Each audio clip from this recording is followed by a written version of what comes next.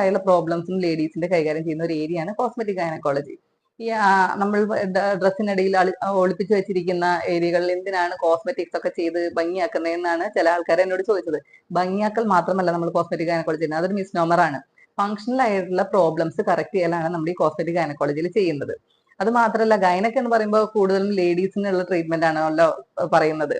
എന്നാൽ കോസ്മെറ്റിക് ഗൈനക്കോളജിയിൽ ആണുങ്ങൾക്കുള്ള ചികിത്സയും അവൈലബിൾ ആണ്. എന്തിനൊക്കെയാണ് ആണുങ്ങൾക്കുള്ള ചികിത്സ എന്ന് വെച്ചാൽ, സെക്ഷുവൽ പ്രോബ്ലംസ് ഉള്ള ആളുകൾക്ക്, അതായത് ഉത്തേജനക്കുറവ്, ഇറക്ഷൻ പ്രോബ്ലംസ്, ഇതെല്ലാം ഉള്ള ആളുകൾക്കുള്ള ട്രീറ്റ്മെന്റ് നമുക്ക് കോസ്മെറ്റിക് ഗൈനക്കോളജിയിൽ അവൈലബിൾ ആണ്. പിന്നെ ഒരു ലേഡിയുടെ ജീവിതത്തിൽ പല സ്റ്റേജിൽ കൂടിയാണ് അവർ കടന്നു പോകുന്നത്. കൗമാരകാലത്തുള്ള പ്രശ്നങ്ങൾ ഒരു തരത്തിലുണ്ട്, കല്യാണം കഴിഞ്ഞിട്ടുണ്ടാവുന്ന പ്രശ്നങ്ങൾ വേറെ തരത്തില്, അതുപോലെ പ്രസവ സമയത്തും ഗർഭിണിയായിരിക്കുമ്പോഴും ഉണ്ടാവുന്ന പ്രശ്നങ്ങൾ വേറെ തരത്തില്, മെനോപോസൽ ഏജ് ഗ്രൂപ്പിൽ ഉണ്ടാവുന്ന പ്രശ്നങ്ങൾ വേറെ തരത്തില്. അപ്പൊ ഈ ഓരോ സ്റ്റേജിലുള്ള പ്രോബ്ലംസ് കറക്റ്റ് ചെയ്യാനുള്ള ചികിത്സകൾ നമുക്ക് ഈ കോസ്മെറ്റിക് ഗൈനക്കോളജി വിഭാഗത്തിൽ അവൈലബിൾ ആണ്. അതായത് PCOD പോലുള്ള അസുഖങ്ങൾ കൊണ്ട് ഈ കൗമാര കാലഘട്ടത്തിലുള്ള കുട്ടികൾക്ക് കറുപ്പ് കളർ, അതായത് ഇന്റിമേറ്റ് പാർട്സിലുള്ള കറുപ്പ് കളർ, മീഡിയൽ ആസ്പെക്ട് ഓഫ് തയ്യ്, അതുപോലെ ആക്സില്ല, അവിടെയൊക്കെ കറുപ്പ് കളർ കൂടുതലുള്ള ആളുകൾ ഉണ്ടാവും. അപ്പൊ അവർക്ക് ഇത് വളരെ ഷെയിമായിട്ട് അതിന് ട്രീറ്റ്മെന്റ് പുറത്ത് പറയാൻ പറ്റുന്നില്ല, അതുകൊണ്ട് ട്രീറ്റ്മെന്റ് എടുക്കണം എന്നുള്ള അതിനുള്ള ചികിത്സ നമുക്ക് ലേസർ ആയിട്ടും ഫീൽസ് ആയിട്ടും ഒക്കെ നമുക്ക് അവൈലബിൾ ആണ്.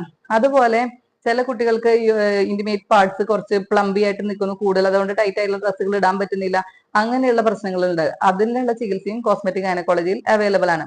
പിന്നെ പ്രസവ സമയത്തോട് അനുബന്ധിച്ചിട്ട് കുട്ടി ഇറങ്ങി വരുമ്പോൾ അവിടുത്തെ മസിൽസ് ഒക്കെ ലൂസ് ആവും, ലാക്സ് ആവും. അപ്പൊ അതിന് വേണ്ടിയിട്ടുള്ള ചികിത്സയും നമുക്ക് കോസ്മെറ്റിക് ഗൈനക്കോളജി പല മെഷീൻസും നമുക്ക് അവൈലബിൾ ആണ്. അപ്പൊ അതിനു വേണ്ടി ടൈറ്റ് ആക്കുന്ന ട്രീറ്റ്മെന്റുകൾ ഈ കോസ്മെറ്റിക് ഗൈനക്കോളജിയിൽ കിട്ടുന്നുണ്ട്.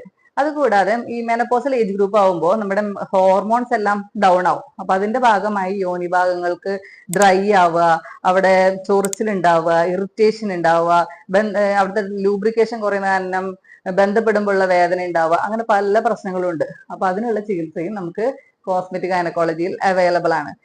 അതുപോലെ തന്നെ പോസ്റ്റ് മെനോപോസൽ ആയുള്ള ലേഡീസിനെ താഴത്തെ മസിൽസ് വീക്ക് ആവുന്നതിന്റെ ഒപ്പം തന്നെ അവിടെ ഡ്രൈ ആവുന്നത് കൊണ്ടും, അത് മാത്രമല്ല ഈ ഡെലിവറി കഴിഞ്ഞ് കഴിയുമ്പോൾ താഴത്തെ മസിൽസ് ലൂസ് ആവുന്നത് കൊണ്ട് ഈ മൂത്രസഞ്ചിയൊക്കെ താഴത്തേക്ക് ഇറങ്ങി വരുന്ന അസുഖം പലർക്കും ഉണ്ടാവാറുണ്ട്. അപ്പൊ അതിന്റെ ഒരു പ്രശ്നം എന്ന് പറഞ്ഞു കഴിഞ്ഞാൽ തുമ്മുമ്പോഴും ചുമക്കുമ്പോഴൊക്കെ അറിയാതെ മൂത്രം പോകുക, അതൊന്നും ഉറക്കെ ചിരിക്കാൻ പോലും പറ്റാത്ത പല ആളുകളും ഉണ്ട്. അപ്പൊ അത് താഴത്തെ മസിൽസ് സ്ട്രോങ് അല്ലാത്തത് കൊണ്ടാണ് അങ്ങനെ സംഭവിക്കുന്നത്. അപ്പൊ അതിന് സ്ട്രെങ്തനിങ് ചെയ്യുന്ന പല ട്രീറ്റ്മെന്റുകളും നമുക്ക് കോസ്മെറ്റിക് ഗൈനക്കോളജി അവൈലബിൾ ആണ്.